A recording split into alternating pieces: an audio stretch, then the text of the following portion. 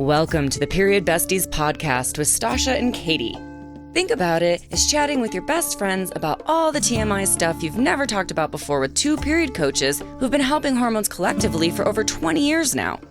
I'm Stasha. And I'm Katie, and we're pulling back the curtain on what it's like in the world of menstrual coaching. From puberty to menopause and everything in between, we're here to show you how period coaching can save the day.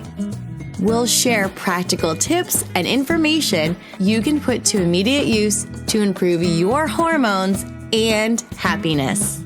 We're removing the mystery, ending the taboo, and shining a light on just how powerful period coaching can be. So whether you need period coaching or are considering becoming a period coach yourself, these episodes are going to help you. We'll share stories, coach live on air, and bring smart, savvy guests to share their wisdom too. Let's start today's episode. All right, welcome to the Period Besties podcast. Today, we are going to talk about the luteal phase, but I, years ago, just very much decided that the luteal phase needs to be two different phases. So I kind of coined the term deep luteal with the help of my Facebook group because we were all making jokes about how the end of the luteal phase is different. So today we're going to talk about the early luteal phase. So this is when we're coming out of ovulation, our estrogen and testosterone dip.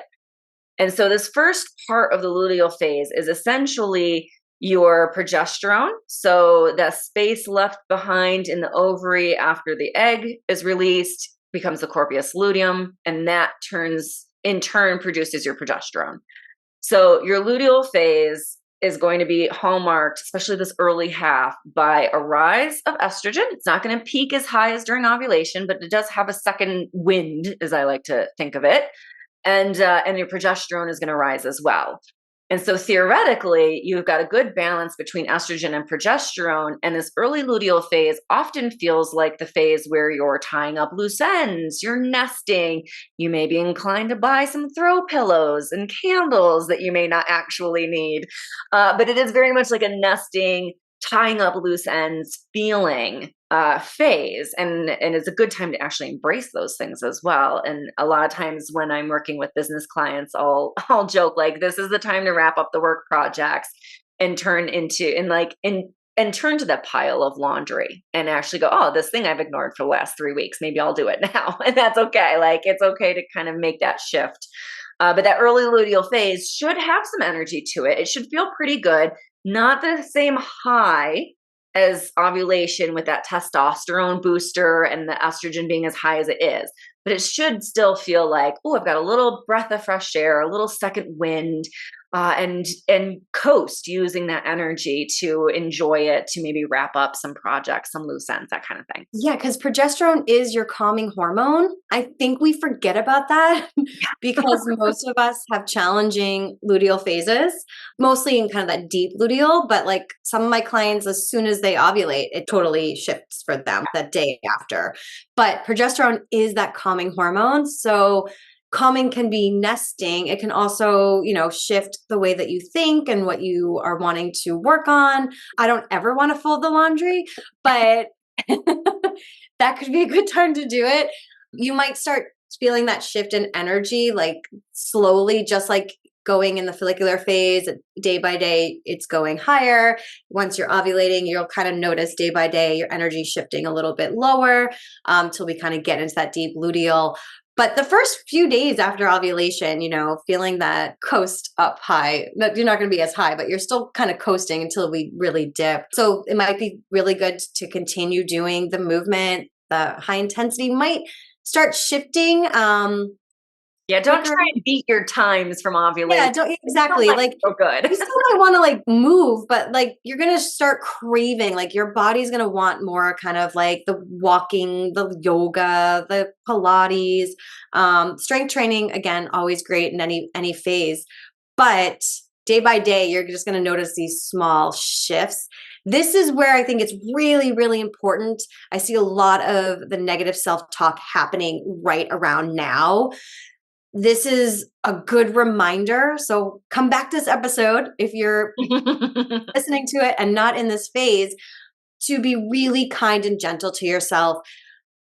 The negative self-talk is really loud in this phase. No matter how kind we are to each other, like it just starts happening when the progesterone starts dipping. I've just noticed this, especially, we've mentioned many times heading into perimenopause, but it's definitely that's kind of where I'm noticing the shifts the most, is in kind of how my brain is processing and how I'm speaking to myself. So a very kind, gentle reminder to be really gentle and kind to yourself as you're noticing those subtle shifts.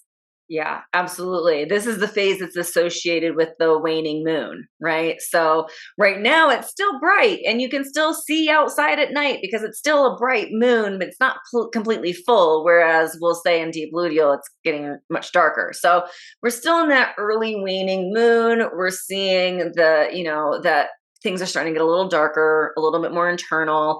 This is often considered the earth phase. I often think of it as like the earth mama phase, where, you kind of want to do some nesting. You might want to do a little bit of batch cooking if you like to cook. You might want to do some like rearranging of the furniture and the pillows and stuff. Don't rip out the kitchen though. I know the instinct in this phase is to rip out the kitchen and remodel. Don't do it in this phase. Just maybe make the plans, but don't actually start the work, because in another week, it's not going to be a thing. So you may want to do that. You may notice as well, your sense of smell is moving from those bright citruses and bright fruits and things into more of those earth toned things, like softer, gentler smells. I often find myself moving more into kind of those like fall smells, like the pumpkin spice or the bourbon barrels or those kinds of things in this phase. So you may even notice your sense of smell starts to turn from those bright, astringent smells to something a little bit more comforting. Sight, sound, again, that may be a good phase still, but you may also see that you kind of want to turn it down a notch and move from, like the electronica at work to something a little softer and gentler. So just start paying attention. Start, maybe once a day, ask yourself like, do I need to turn the screen down? Do I need to get off screens a little earlier? Do I need to turn the music down or switch genres or something like that? So just kind of paying attention to all those senses and seeing, are things starting to turn down yet? Yeah, I think of it as like early fall. I grew up in New England. Yeah. So like September, even early October, you would get some really nice days, or you'd get really cold days. So like just coming into like early fall before we get into like the fall. Yeah. In Chinese medicine, it's considered the late summer phase. So I like to think of the early luteal phase as when you're sitting on the porch with a glass of iced tea, the sun's going down a little bit earlier, but you still have the long days. You're bringing in the harvest. So you're still doing some work, right? You're still bringing in the pumpkins. You're still bringing in the squashes. You're still doing some work, but it's now harvesting. You're bringing it in. You're doing the canning. You're doing the pickling, whatever, in kind of homesteading terms.